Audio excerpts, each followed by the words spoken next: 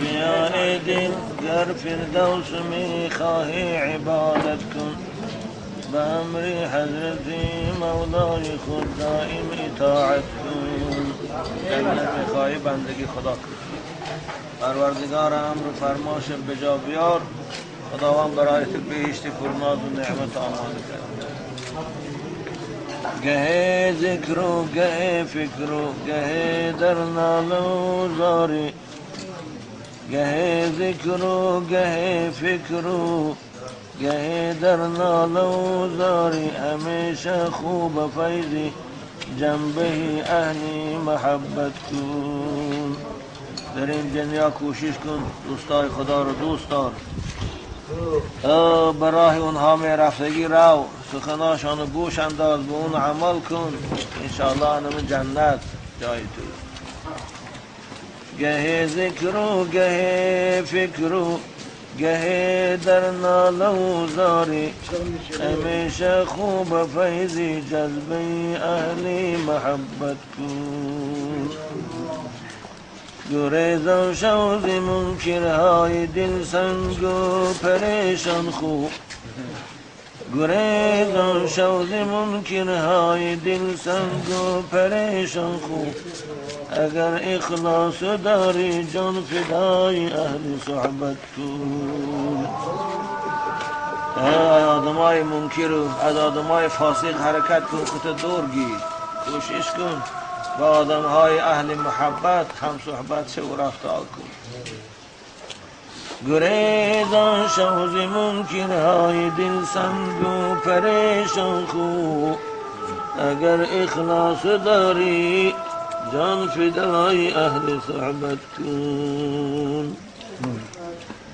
به کثرت مبتلا باشی نیابی فیض وحدت را، به کثرت مبتلا باشی نیابی فیض وحدت را، از این گردی پریشان دامن افشان رو به وحدت کن.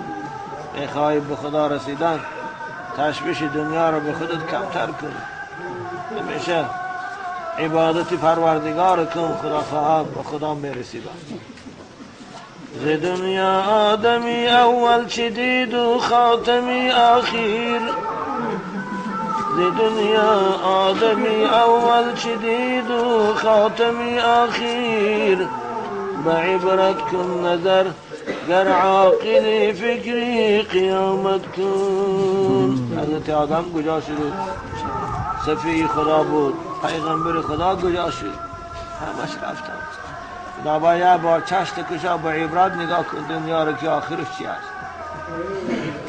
ز دنیا آدمی اول چه دید و خاتمی آخیر، به عبرت کن نظر گر عاقلی فکری قیامت کن. نباش اعتمادی رونق دینی مسلمانی، نباش اعتماد رونق دینی مسلمانی، به هر حالی که باشی باش رو ایمان سلامت کن. به هر حالی که باشی باش رو ایمان سلامت کن. دنیا در هر کسب و کار کن مینش، اما حرکت کن ایمان تو نگهدار که شیطان کنه. بنابر کسب و کار هیچ عیبش نیستن. بنای ملک دل در خدمت روشن دلان کرده، بنای ملک دل در خدمت روشن دلان کرده، ز عشق حق بزن آتش در او صرف امانت کن. خداوند به تو دل داده، این دل در محبت دوستای خدا و در محبت علما صرف کن، دل تو به نور محبت اونها منور که حضرت میگن.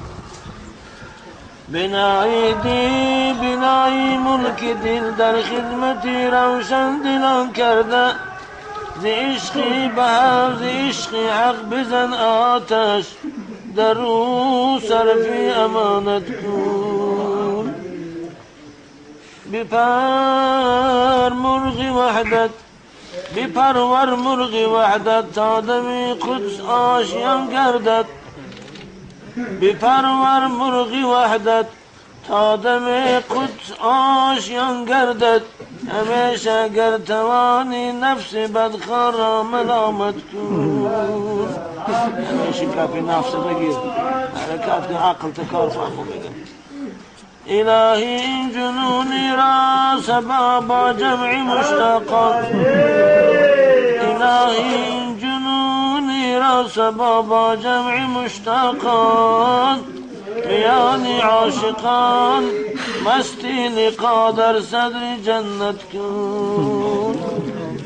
میان عاشقان مستی لقا در صدر جنت کن.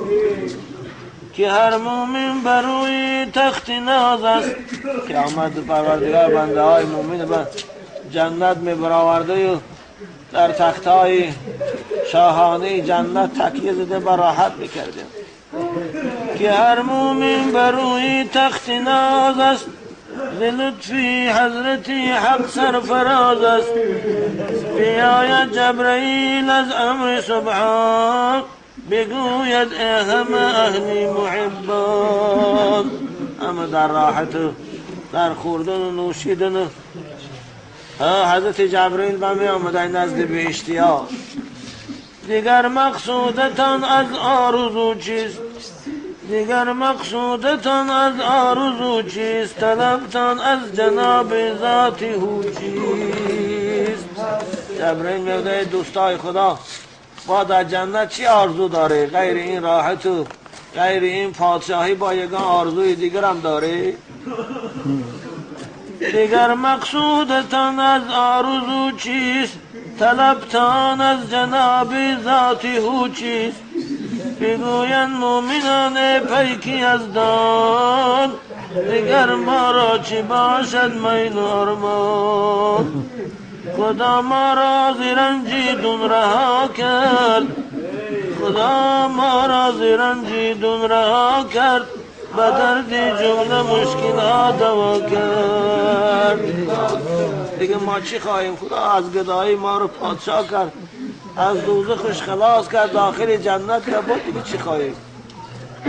خلاصی داد از سختی محشر، خلاصی داد از سختی محشر. کی پوشید عیب ما را لطف داور. اینقدر کم بودی و گناه داشتیم، خداوند ما را عفو کرد و ما را شرمنده نکرد و داخل جنتش کرد و پادشاه کرد. با چی خواهیم دیگر؟ گذرگاهی صراطش کرد آسان، گذرگاهی صراطش کرد آسان. ندارد شرح گویم جود رحمان. میسر کرد این فردوس اعلا، که هر چشمه شود مستی تماشا. ما را در فردوس جا کرده که چشم از تماشای نعمتاش سیر نمیشه. زیاد از این همه باشد طلب عیب، زیاد از این همه باشد طلب عیب. خود داند همان داننده غیب. از این دیگه زاید طلب کردن ما شرمی داریم. به دلها هیچ آرمانه نداریم، به دلها هیچ آرمانه نداریم. ز خشنودیش پایانه نداریم. هزاران شکر میگویم او را، هزاران شکر میگویم او را. چنین کردست و احسانی نکورا. هزاران شکرش که ما را از دوزخش خلاص کرده داخل جنت کرد. کی بودم چون گدا در رنج دنیا، کی بودم چون گدا در رنج دنیا. عطا کردست و سلطانی عقبا، بروی تخت جنت پادشاهیم. زیاد ما از او دیگر چی خواهیم؟ چی خواهیم ما از پروردگار؟ رود جبریل گوید ای خداوند، رود جبریل گوید خداوند همه شکرانه لطفی تو دارد ز احسانت همه در سرفرازی تمام بندگان خوشنود و راضی. بعد جبریل پیشگاه پروردگار می رفته میگه خدایا بندگان تو همه از راضیان، دیگه میگه ما چی خواهیم، همه چیز خدا برای ما مهیا کرده، همه مشغول عیش حور و غلمان، همه مشغول عیش و حور و غلمان، بدلشان غیر شادی نیست ارمان. تو بهتر دانی ای داننده غیب، به تو معلوم باشد به شکرت. حضرت جبرئیل خداوند خودت میدانی که با اونا چی در کار است غیر از این جنت پادشاهی راحتش.